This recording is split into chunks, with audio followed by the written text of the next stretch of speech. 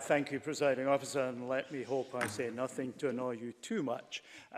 Exactly 10 years ago, I was at COP14 at Poznan in Poland, just as the present climate change minister has been at COP24 in Katowice in Poland. 10 years ago, the core of what we were discussing then was climate justice, and I had the privilege of meeting Mary Robinson of the Mary Robinson Foundation for Climate Justice for the first time when she spoke at an event organised by the Scottish Government 10 years ago.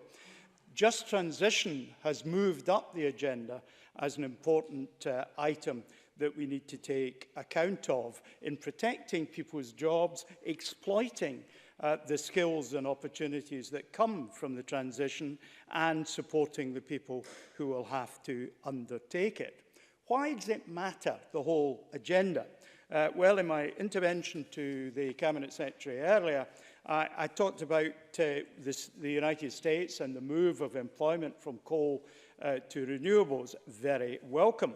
If we look at the cost of Hurricane Florence, for example, in the United States, it's estimated that single hurricane, which is broadly attributed to climate change in its ferocity, cost $22 billion in cost. So therefore, the cost of doing nothing on this whole agenda is enormous. And 10 years ago, we were being told by the UK Climate Change Committee that the costs of doing nothing were approximately 10 times as great as the costs of addressing the agenda.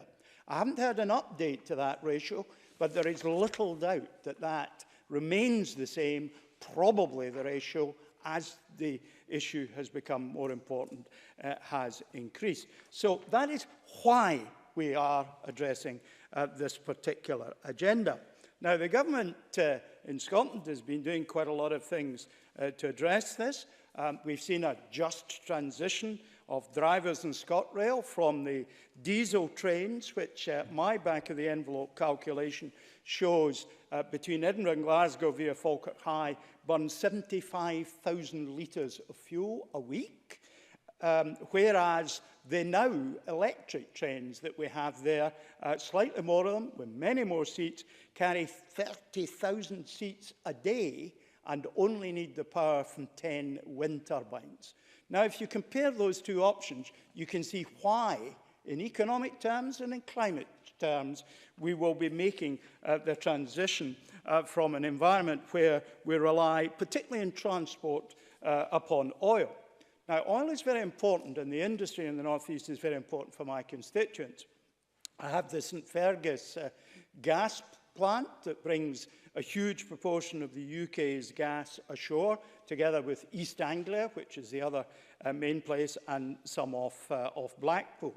And the skills that have been developed in my constituents and in my constituency are transferable skills.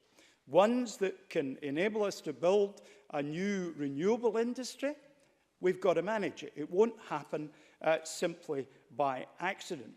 We've got ACORN, Climate Change, Carbon Capture and Storage Project, undergoing its early stages at St Fergus. Not quite the size of project that we had previously looked forward to at Peterhead Gas Station, an ideal place to have a carbon capture system because of its proximity to the pipelines that would take the carbonic acid away and into reservoirs offshore.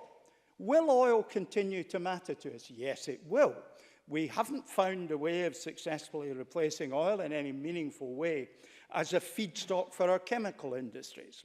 That's a challenge. We can see some of the way forward, but we're certainly not ready to complete that transition. So we're not yet in a position where we can say oil doesn't matter to our economy, doesn't matter to the future of the human race. But in transport, we certainly can see the way forward, and we should do. Oil is too precious for us actually now to be burning as much of it as we currently do in transport. Now, let me turn to the just transition process itself. I very much welcome this debate and its process on just transition principles. The Labour amendment I'm broadly comfortable with. I think I'm not quite as comfortable as the Minister is, because I'm not at all clear that independent of government and accountable to Parliament actually makes sense and works. Now, why should I say that? Yes, there is a place for outside bodies that fit into that category. Examples would be the Commissioner for Standards in Public Life, because they are our policemen, quis custodio, sos custodies, who will guard the guards. You need that independence for that role. Similarly, the Boundary Commission should be independent of politicians and should therefore not report by the normal ministerial lines. But I genuinely have concerns that if you have, on the policy area like this, an independent commission, first of all, the corporate body will have to, from parliamentary funds, find the money to fund such a commission every year. It will have to have a line of accountability to this Parliament. How's that going to work? We know how ministers can be hauled at our behest here to account for the areas that are their responsibility. This is not going to be their responsibility if it is independent and reports directly to Parliament. Now, can I be persuaded on this subject? Well, I probably can, but so far I think the argument hasn't advanced to the point where I've heard the arguments for that aspect of a Just Transition Commission, which in principle I very strongly support. This is an excellent debate. Some ministers have shown us the way to do things.